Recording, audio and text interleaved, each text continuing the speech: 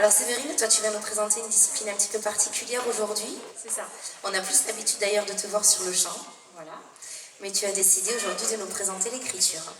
Voilà, en fait c'est une nouvelle que j'avais écrite, oui, qui traite de la différence, qui s'appelle Merci. Et je l'ai mise sur l'air de Grand Corps Malade, dimanche. Et donc, c'est pas vraiment un slam parce que je ne sais pas slammer, mais en tout cas je vais vous raconter une histoire. Une histoire que tu as écrite donc toi-même. Eh bien écoute, avec plaisir, on va t'écouter. On applaudit mademoiselle Séverine.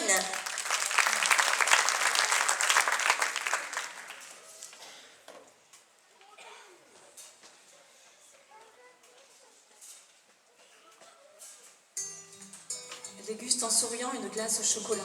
Son visage rond, redécoré pour l'occasion, affiche un bonheur innocent, loin de toute dérision.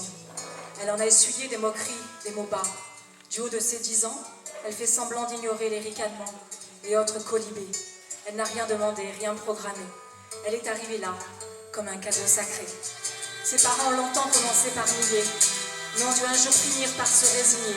Accepter, digérer, pleurer pour évacuer, et puis lutter.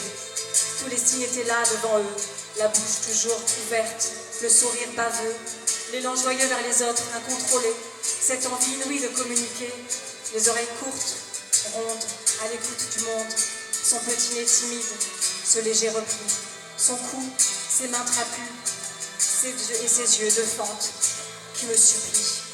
Alors on fait quoi quand on vous l'annonce? On doit dire quoi? On pleure, on rit, on regarde son mari et on essaye de trouver un début de réponse. Qu'ai-je fait? Pourquoi nous? Je suis une mauvaise personne, c'est ça? On m'a puni? Je ne méritais pas d'être heureuse comme vous? Et j'en paye le prix. Puis après des nuits, s'endormir, l'oreiller trempé, les yeux creusés par des questions sans retour. Après des nuits à la contempler avec amour, ce petit bout de moi, magnifique bébé, je ne m'interroge plus, je n'en ai plus envie. J'ai décidé d'avancer, d'accepter sans compromis la chance qui m'est donnée de pouvoir l'accompagner. Elle est tellement belle, tellement souriante. Par moments, je me dis, et s'il s'était trompé?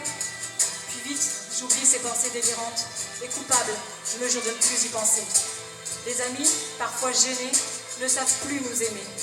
Ils sourient maladroits et lentement s'en vont, honteux, le dos rond. D'autres se dévoilent, fiers, courageux, ceux qu'on n'attendait pas, et qui deviennent pas à pas des piliers si précieux. Pour la famille, c'est différent.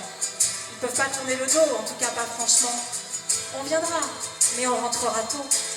La gêne est palpable, la honte aussi parfois, constat lamentable d'un esprit trop étroit. Et si c'était un cadeau que la vie m'offrait, une sorte de bouée pour me sauver des pensées étriquées et des pensées préconçues, une chance pour moi de pouvoir m'élever. Mais pas seulement moi, élever le monde entier. Pas dans le sens de vous éduquer, non. Je vous parle de l'âme, cette belle et noble dame. Alors j'ai une mission que l'on m'a confiée, dans un but bien précis, rendre les gens meilleurs, concernés et respecter la vie. Mon trésor est là, près de moi, avide de câlins, de drôleries. Ses yeux remplis de bonhomie n'attendent qu'une chose, partager sa joie. Car ma fille est heureuse, gaie.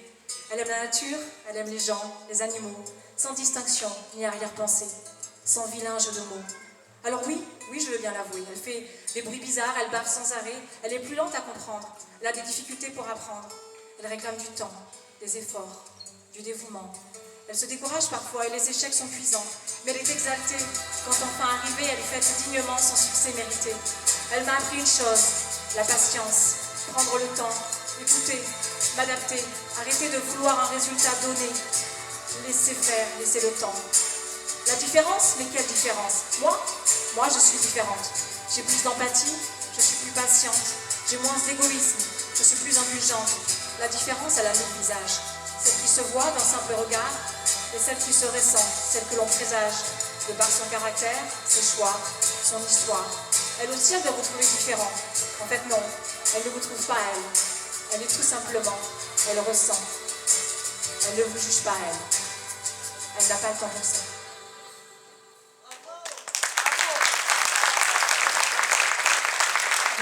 Merci Séverine. Alors il y a le prix d'originalité qui va être remis par l'entreprise KL Création, qui est une entreprise de bijoux